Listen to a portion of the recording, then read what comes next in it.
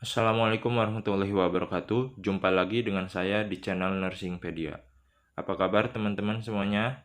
Semoga teman-teman selalu diberikan kesehatan dan tetap semangat untuk terus belajar.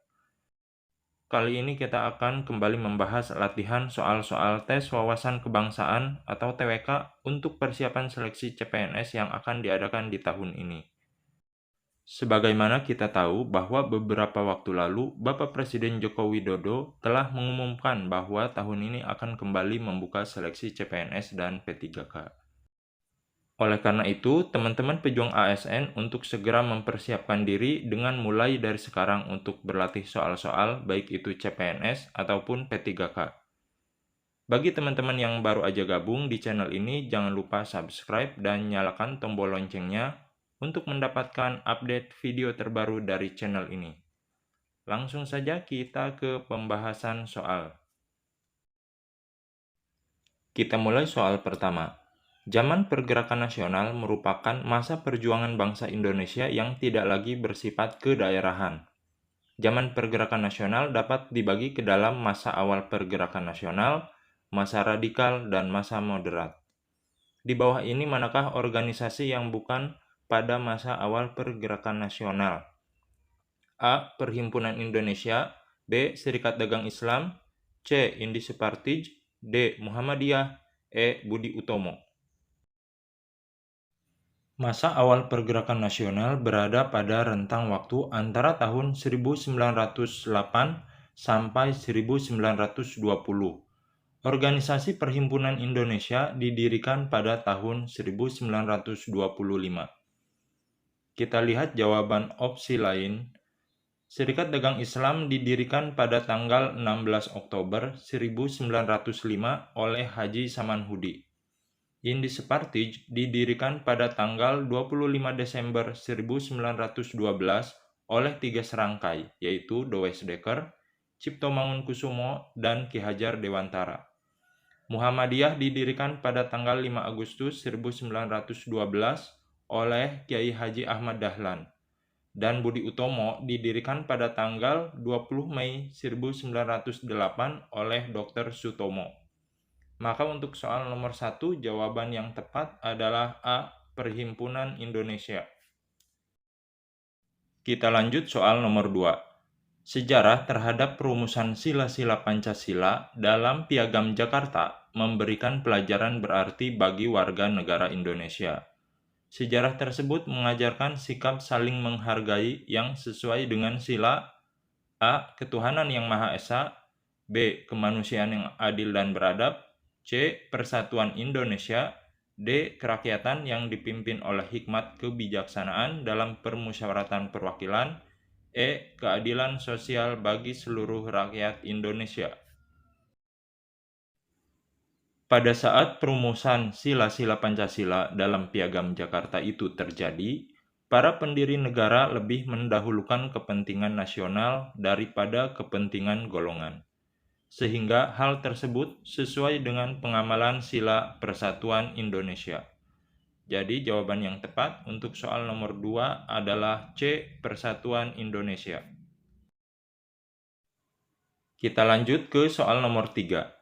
Konferensi yang bertujuan untuk menyelesaikan persengketaan antara Indonesia dan Belanda dengan adanya pengakuan kemerdekaan yang nyata, penuh, dan tanpa syarat kepada Republik Indonesia Serikat atau RIS adalah A. Perjanjian Renville, B. Perjanjian Linggarjati, C. Perjanjian Rumroyen, D. Perjanjian Giyanti, E. Konferensi Meja Bundar. Pada tanggal 23 Agustus sampai 2 September 1949 di Den Haag, Belanda, dilaksanakan Konferensi Meja Bundar atau KMB. Tujuan diadakannya KMB adalah untuk menyelesaikan persengketaan antara Indonesia dan Belanda. Salah satu hasil keputusan dari KMB adalah Kerajaan Belanda mengakui kedaulatan Indonesia sepenuhnya, tanpa syarat dan tidak dapat dicabut kembali kepada Republik Indonesia Serikat selambat-lambatnya pada tanggal 30 Desember 1949. Maka jawaban yang tepat untuk soal nomor 3 adalah E. Konferensi meja bundar. Kita lanjut ke soal berikutnya, soal nomor 4. Perang Dunia II juga membawa pengaruh terhadap Indonesia, khususnya dalam upaya untuk mencapai kemerdekaan. Pengaruh yang didapatkan Indonesia adalah A. Munculnya fasisme Jepang di negaranya. B. Jepang kalah dari sekutu sehingga memberikan janji kemerdekaan kepada Indonesia. C. Penyerangan sekutu ke Indonesia. D. Belanda datang kembali untuk menduduki Indonesia lagi. E. Belanda mengajak Indonesia bergabung pada saat Perang Dunia II. Pada saat Perang Dunia II, Jepang mengalami kekalahan pada saat melawan sekutu, sehingga mereka memberikan janji kemerdekaan kepada Indonesia dengan maksud untuk menarik simpati Indonesia agar mau membantu Jepang melawan sekutu, karena pada saat itu Jepang sudah mulai kalah oleh sekutu. Janji itu disampaikan oleh Perdana Menteri Kaiso pada tanggal 7 September 1944. Maka jawaban yang tepat untuk soal nomor 4 adalah B. Jepang kalah dari sekutu sehingga memberikan janji kemerdekaan kepada Indonesia. Kita lanjut lagi ke soal nomor 5. Pada tanggal 3 Mei 1964, Soekarno mengeluarkan Dwi Kora. Yang menjadi latar belakang dikeluarkannya Dwi Kora adalah A. Adanya rencana untuk membentuk negara federasi Malaysia. B. Malaysia menyerang Indonesia. C. Keluarnya Indonesia dari PBB. D. Konfrontasi yang dilakukan Filipina kepada Indonesia. E. Indonesia menolak adanya kerjasama dengan Filipina. Pada tahun 1961, muncul rencana pembentukan negara federasi Malaysia. Federasi Malaysia ingin menggabungkan wilayah Singapura, Brunei, Sarawak, Malaya, dan Sabah ke dalam wilayahnya, yang didukung oleh Inggris. Rencana tersebut ditentang oleh Presiden Soekarno karena dianggap dapat membahayakan revolusi Indonesia yang belum selesai.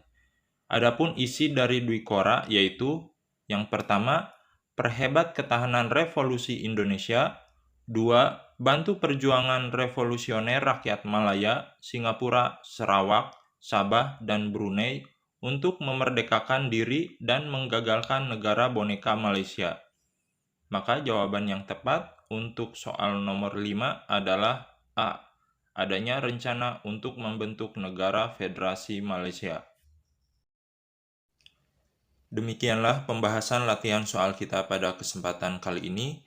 Jika video ini dirasa bermanfaat, jangan lupa like, share, dan subscribe channel ini. Terima kasih sudah nonton video ini, semoga bermanfaat buat teman-teman pejuang ASN. Dan sampai jumpa di video-video berikutnya. Assalamualaikum warahmatullahi wabarakatuh.